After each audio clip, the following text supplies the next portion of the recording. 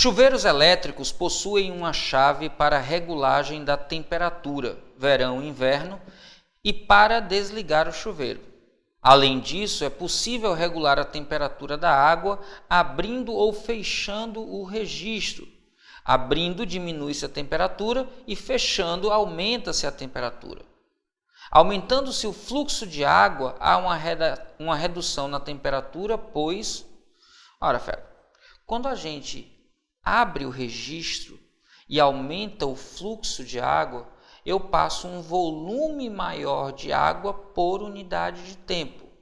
Ou eu passo a mesma quantidade de água num intervalo de tempo menor.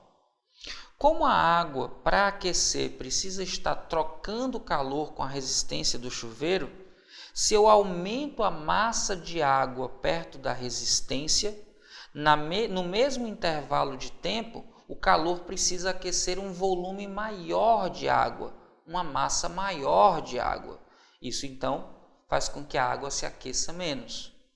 Uma outra forma de pensar isso é que o tempo em que a água fica em contato com a resistência para que haja troca de calor diminui, já que está mais rápida a passagem de água, então eu tenho um tempo menor de contato entre a água e a resistência.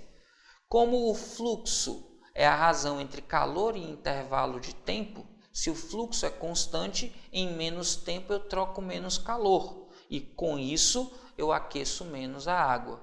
Eu poderia então explicar o que acontece de duas formas.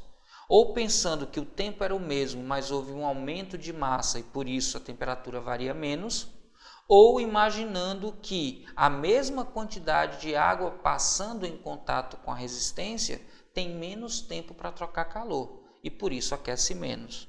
Das duas possibilidades de explicação, a única que é contemplada nas alternativas é aquela que aparece na alternativa E. Diminui-se o tempo de contato entre a água e a resistência do chuveiro, diminuindo a transferência de calor de uma para a outra, no caso da resistência para a água. Tranquilo, fera? Alternativa correta, letra E. E de eita, poxa, coisa fácil.